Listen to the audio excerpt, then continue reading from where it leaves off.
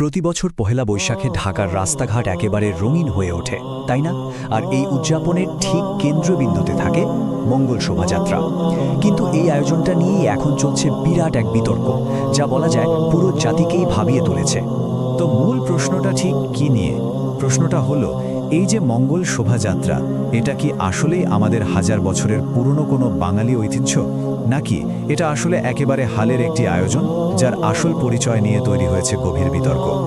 আচ্ছা, এই পুরো বিতর্কটা ভালোভাবে বুঝতে হলে আমাদের একটু গোড়া থেকে দেখতে হবে। চলুন এর ইতিহাসটা একটু ঘেঁটে দেখি, এর ভেতরের প্রতীকগুলোর মানে বোঝার চেষ্টা করি, আর সংস্কৃতি ও ধর্মবিশ্বাসের মধ্যেকার এই জটিল সম্পর্কটাকেও বিশ্লেষণ করি। এখন আমরা যে বিশাল শোভাযাত্রা দেখি, সত্যি বলতে কি আগেকার দিনে পহেলা বৈশাখ কিন্তু এমন ছিল না। তখনকার উদযাপনটা ছিল অনেক সাদামাটা, ঘরোয়া আর একদম মাটির কাছাকাছি। একটু ভাবুন তো, ব্যবসায়ীরা দোকানে দোকানে হালখাতা খুলছেন, গ্রামে গঞ্জে মেলা বসেছে, মিষ্টিমুখ হচ্ছে। মূলত ব্যবসা বাণিজ্য আর সামাজিক মেলামেশাই ছিল এর মূল। তখন কিন্তু আজকের মতো কোনো একক বিশাল শোভাযাত্রার ব্যাপার ছিল না। তাহলে প্রশ্ন আসে, এই আধুনিক শোভাযাত্রাটা এলো কোত্থেকে? এর উত্তরটা কিন্তু হাজার বছরের ইতিহাসে নেই, আছে আমাদের খুব কাছের অতীতে, একটা রাজনৈতিক অস্থিরতার সময়। আর সত্যিটা জানলে আপনি হয়তো একটু অবাকই হবেন। দেখুন, একটা রাজনৈতিক প্রতিবাদ হিসাবে শুরু হওয়া আনন্দ শোভাযাত্রা হঠাৎ করেই নাম বদলে হয়ে গেল মঙ্গল শোভাযাত্রা। ব্যাপারটা কিন্তু শুধু নাম বদলানো নয়, এর সাথে সাথে এর উদ্দেশ্য এবং চরিত্রেও একটা বিশাল পরিবর্তন আনা হলো। আর ঠিক ওই 1996 সাল থেকেই এই আয়োজনের সাথে এমন কিছু জিনিস যুক্ত করা হলো, যেগুলোই আজকের এই বিতর্কের একেবারে কেন্দ্রে রয়েছে। এই যে বড় বড় মুখোশগুলো, পেঁচা, ময়ূর, বাঘ, এগুলো কিন্তু শুধু শিল্পের জন্য শিল্প নয়। হিন্দু ধর্মবিশ্বাস অনুযায়ী এরা বিভিন্ন দেবদেবীর বাহন, যেমন পেঁচা লক্ষ্মীর বাহন। আর এই ধর্মীয় তাৎপর্যের কারণেই বিতর্কটা দানা বেঁধে ওঠে। মিলটা এতটাই স্পষ্ট যে ভারতের নামকরা পত্রিকা আনন্দ বাজার পর্যন্ত লিখেছিল, ঢাকার পহেলা বৈশাখ দেখে তাদের দুর্গাপূজার অষ্টমীর দিনের কথাই মনে পড়ছে। বাইরের মানুষের চোখেও এটা একটা ধর্মীয় উৎসবের মতোই লাগছিল। এখানেই একটা খুব মৌলিক প্রশ্ন সামনে চলে আসে, যেটা আসলে সব দেশের জন্যই গুরুত্বপূর্ণ।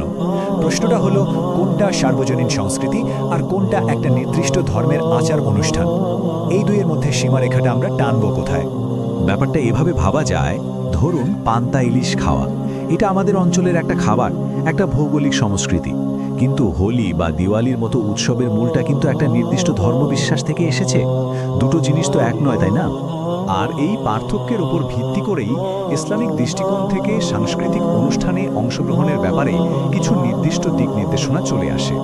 কিন্তু জানেন, ঠিক এই পয়েন্টেই পুরো আলোচনাটা একটা দারুণ দিকে মোড় নেয়। কারণ খোদ বাংলা ক্যালেন্ডারের সাথে মুসলিমদের একটা গভীর ঐতিহাসিক সম্পর্ক রয়েছে, যে আমরা অনেকেই হয়তো জানি না। স্ক্রিনের এই সংখ্যাটা দেখুন, 963। একটা সাধারণ সংখ্যা মনে হলেও এটাই কিন্তু বাংলা ক্যালেন্ডার আর ইসলামিক ইতিহাসের এক যুগ্ম যাত্রার চাবিকাঠি। চিন্তা করে দেখুন, মুঘল সম্রাট আকবর যখন বাংলা ক্যালেন্ডার চালু করেন, তখন তিনি ইসলামিক হিজরি সনের সাথে মিলিয়েই এর প্রথম বছরটা শুরু করেছিলেন। তার মানে এর মূলে কিন্তু একটা মুসলিম সংযোগ আগে থেকেই ছিল। তো সব মিলিয়ে আমরা কি পেলাম? একদিকে শোভাযাত্রাটার জন্ম খুব বেশি দিন আগে নয়, অন্যদিকে এর কিছু প্রতীক নিয়ে ধর্মীয় বিতর্ক আছে, আবার ক্যালেন্ডারের ইতিহাসে মুসলিমদের সংযোগও আছে। এই সব মিলিয়েই তৈরি হয়েছে এক দ্বৈত সমস্যা। তার মানে এখানে আপত্তিটা কিন্তু পহেলা বৈশাখ বা নববর্ষ উদযাপন নিয়ে নয়। মূল আপত্তিটা হলো মাত্র কয়েক দশক আগে শুরু হওয়া একটা নির্দিষ্ট ধরনের আয়োজনকে হাজার বছরের বাঙালি সংস্কৃতি বলে সবার উপর চাপিয়ে দেওয়ার চেষ্টা নিয়ে। ইসলামের একেবারে মূল ভিত্তি হলো তাওহীদ, অর্থাৎ এক আল্লাহর উপর বিশ্বাস। এই বিশ্বাস অনুযায়ী যে কোনো কল্যাণ বা মঙ্গল চাওয়ার মালিক একমাত্র আল্লাহ। তাই অন্য কোনো প্রতীক বা মূর্তির কাছে মঙ্গল কামনা করাটা তাওহীদের সাথে সরাসরি সাংঘর্ষিক। শেষ পর্যন্ত মঙ্গল শোভাযাত্রার এই বিতর্কটা শুধু একটা মিছিলের ব্যাপার নয়, এটা আসলে একটা অনেক বড় প্রশ্নের জন্ম দেয়। প্রশ্নটা হলো, একটা জাতি কিভাবে তার সাংস্কৃতিক পরিচয় আর মানুষের ধর্মীয় পরিচয়, এই দুটোর মধ্যে ভারসাম্য রক্ষা করবে? এটা এমন একটা প্রশ্ন যার সহজ কোনো উত্তর নেই, এবং যা আমাদের সবাইকে ভাবতে বাধ্য করে।